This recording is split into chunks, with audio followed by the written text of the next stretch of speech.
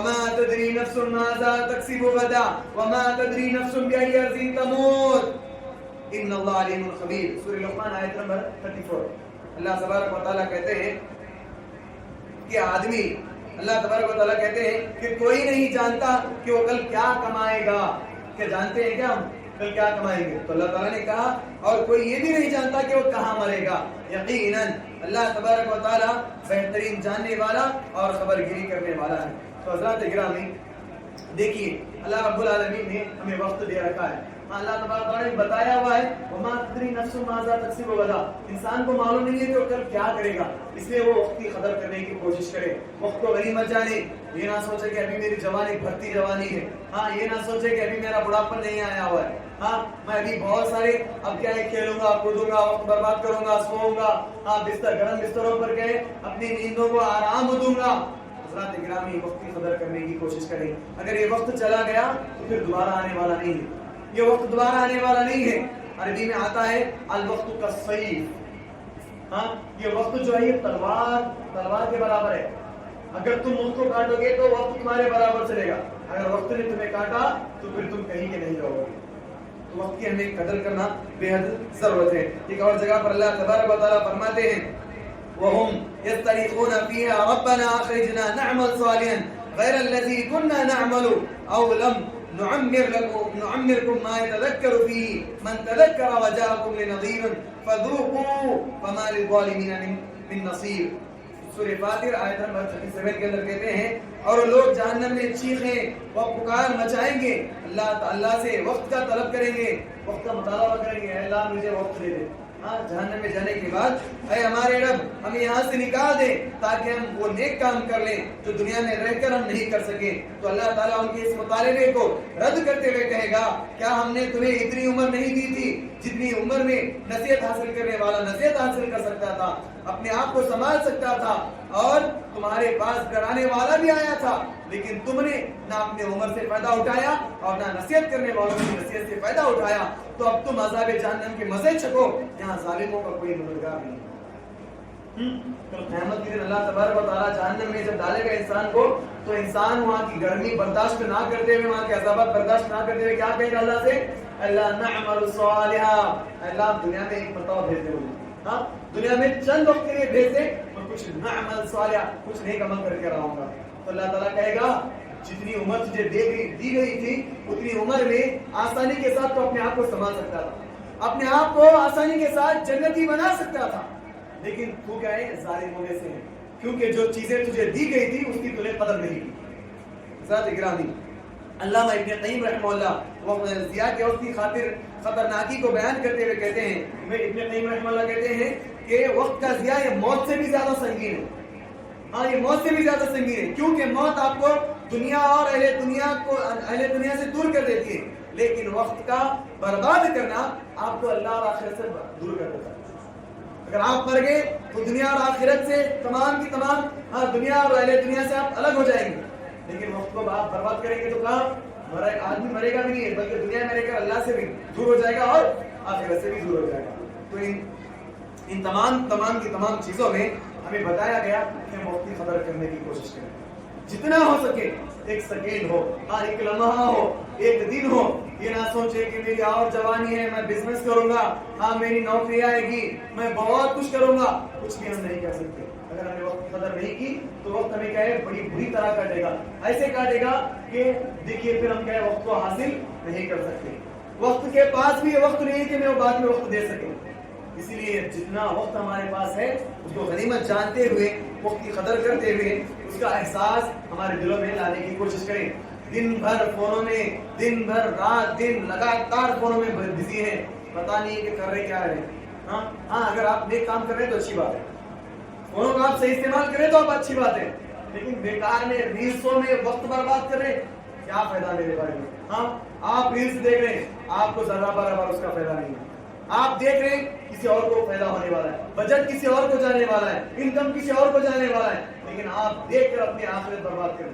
اس بات کا ہمیں احساس ہو رہا ہے کہ میں ایک ریلس دیکھ رہا ہوں، ایک ریلس منیمم آپ اندازہ لگائیے ایک ریلس تقریباً 30 سیکنڈ کی ہوتی ہے. اگر آپ ایسے ریلس 100 ریلس دیکھ رہے ہیں تو نہ جانے آپ کتنا وقت بیکار میں بیٹھے بیٹھے برباد کر رہے ہیں.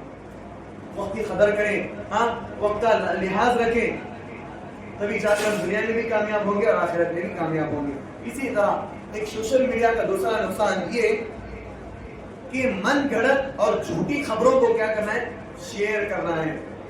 پتا تو ہوتا نہیں ہے, ہاں کوئی کہتا ہے اسٹیٹس لگا دے, کوئی واٹس ایپ میں کوئی ریلس سینڈ کر دے, کوئی ویڈیو سینڈ کر دے, تو ہم فوراً کیا کرتے ہیں, آگے شیئر کر دیتے ہیں. ہاں لڑائی کا ہو, جھگڑوں کا ہو, مار ماری کا ہو, لفڑوں کا ہو, مسلمان ہندو اور مسلم کا ہو, سکھ اور ہندو مسلم کسی کا بھی کیوں نہ ہو, ہم کیا کرتے ہیں فوراً ہاں آگے اسے شیئر کرنے کی کوشش کرتے ہیں. ہمارے پاس سمجھداری نہیں ہے کہ اگر میں اس ویڈیو کو شیئر کروں گا تو کتنا نقصان ہوگا. ہاں ہمارے پاس کیا ہے, حکمت نہیں ہے. ہم کیا چاہتے ہیں, بس ہر مسلمان جوشلا نظر آتا ہے. کہیں پر سمجھ آ جائے کہ فلاں جگہ پر مسجد توڑی گئی تو آدمی مسلمان فوراً وہ ویڈیو لیتا ہے, فوراً کیا ہے انٹرنیٹ پر اپلوڈ کر دیتا ہے. پھر اس کے بعد سوچیں دیکھیں کیا میرے اس ویڈیو سے کیا فائدہ ہوگا یا نقصان ہوگا.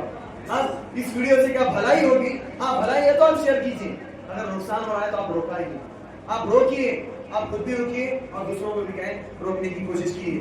کیونکہ اللہ تبارک و تعالیٰ نے فرمایا انسان کوئی بات بلا تحقیق بلا سمجھے سوچے اس کو کہے اپنی زبان سے نکال دیتا ہے, اسے نہ نکالے. اگر وہ ایسا کرتا ہے تو اللہ تبارک و تعالیٰ اس کی جواب دہی کے لیے وہ اللہ رب العالمین کے سامنے قیامت کے دن تیار رہے. کیونکہ اللہ تبارک و تعالیٰ فرماتے ہیں وَلَا تَقْفُ مَا لَيْسَ لَكَ بِهِ عِلْمٌ, ہاں اس بات میں آپ خاموش رہو جس بات میں تم جانتے نہیں ہو.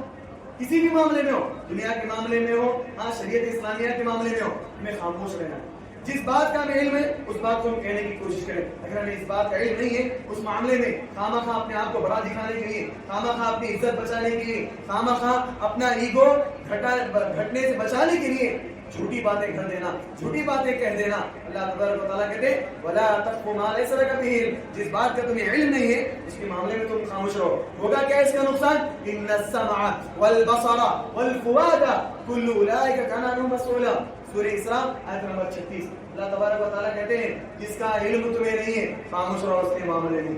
ان السمع, کیونکہ یہ تمہارے جو کان ہیں, ان السمع والبصر, یہ جو تمہاری آنکھیں ہیں, والفؤاد, اور یہ دل ہے, ہر اس شخص سے کہے اس کے بارے میں سوال ہوگا. ہاں ہم ہر بات زبان پر ہلکی لے کر کہہ دیتے ہیں, تمہیں ڈرنا ہے کان عنہ مسؤولا. اللہ تعالیٰ ہر بات کے بارے میں سوال کرے گا. اتنی آسانی کے ساتھ کہے دنیا سے رخصت مت ہوئیے, ہر معاملے میں اللہ تعالیٰ سوال کرے گا. آپ ایک ویڈیو بنا کر ڈال رہے ہیں, ہاں کسی کا ویڈیو نشر کر رہے ہیں, شیئر کر رہے ہیں, لیکن اس بنانے والے کا کیا مقصد ہوگا, ہاں بنانے والے کا کیا مقصد ہوگا, اور آپ کس مقصد کے تحت اس کو کہیں آگے شیئر کر رہے ہیں. کوئی جھوٹے اپلوڈ کر دیتا ہے کہ بھائی فلاں آدمی کی مدد کیجیے, ہاں فلاں کا کہیں مدد کیجیے, شریعت مطہرہ کے تعلق سے تو انا للہ و انا الیہ راجعون. آج انٹرنیٹ بھرا پڑا ہوا ہے من گھڑت حدیثیں. کوئی کہتا ہے کہ 10 لوگوں تک اس ویڈیو کو شیئر کرو تو جنت مل جائے گی, انا للہ و انا الیہ راجعون. ہاں من گھڑت باتیں ہیں. اللہ تبارک و تعالیٰ ان لوگوں سے ڈرنا چاہیے کہ اللہ تبارک و تعالیٰ ان کی انگلیوں سے پوچھے گا, ہاں ان کے آنکھوں سے پوچھے گا, ان کے کانوں سے پوچھے گا کہ کس چیز نے تمہیں یہ کرنے پر مجبور کیا. ہاں جس بات کا تمہیں علم نہیں تھا تو اس معاملے میں تم خاموش رہتے. حضرات گرامی, ایک اور ایک حدیث میں اللہ کے رسول صلی اللہ علیہ وسلم فرماتے ہیں کہ جس انسان کے پاس 4 خصلتیں پائی جائے تو وہ آدمی کیا ہے, پکا منافق ہے. وہ آدمی پکا منافق ہے. ان میں ایک جھوٹ بولنا بھی. آدمی جب من گھڑت باتیں کہے گا تو واضح ہو تو جھوٹ ہی کہے گا. ہاں تو اللہ کے رسول کہتے ہیں یہ 4 چیزیں منافقت کے اندر پائی جاتی ہیں. پہلی چیز کیا ہے, وہ جب بات کرتا ہے تو جھوٹ کہتا ہے. ہاں جب بات کرتا ہے تو جھوٹ کہتا ہے. جب اس کے پاس امانت رکھی جائے تو امانت میں خیانت کرتا ہے. اور جب جھگڑے ہو جائیں, لڑائی ہو جائے, لفڑا ہو جائے تو بات پر گالی دیتا ہے, بات پر گالی دیتا ہے. حضرات گرامی, یہ چند چیزیں منافق کے تعلق سے اللہ کے رسول نے فرمایا. تو اس کے اندر سے ایک عادت کیا ہے, جھوٹ بولنا. ہاں ہم باتوں کو من گھڑت باتیں جھوٹ کہہ کر کے آگے شیئر کر رہے ہیں, آگے پھیلا رہے ہیں. صرف فونوں کے ذریعے نہیں ہے, باتوں کے ذریعے بھی. ہاں گھر میں کچھ اور سنے ہوتے ہیں, بازار میں کچھ اور سنے ہوتے ہیں, ہر طرف اس کو کیا پھیلانے کی کوشش کرتے ہیں. بھائی کیا تم نے نہیں سنا, ہاں بھائی کیا تمہیں نہیں سنے, کیا ایسی بات ہے, ہاں ان کا مسئلہ ہے, مولوی صاحب کا مسئلہ ایسا ہے, مدرسے کا مسئلہ ایسا ہے, فلاں مسجد میں ایسا ہو گیا, ہاں فلاں مدرسے میں ایسا ہو گیا.